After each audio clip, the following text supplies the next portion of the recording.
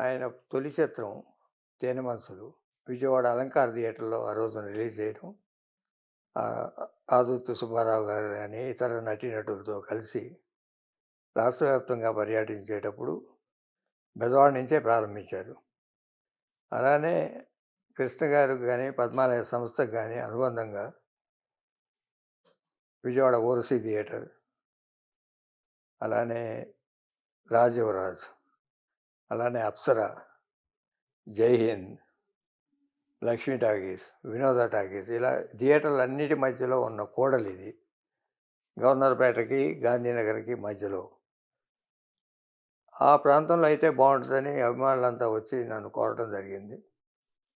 అక్కడ విగ్రహం గూడా ఈనాడు ఆయన 200వ చిత్రంగా మా 'సీతారామరాజు' తర్వాత ఈనాడులో పాత్ర అత్యంత ప్రజాదరణ కలిగిన చిత్రం. అది గూడా ఆ ప్రాంతంలో షూటింగ్ జరిగింది. అందుకని అక్కడే పెట్టాలి అని వాళ్ళందరూ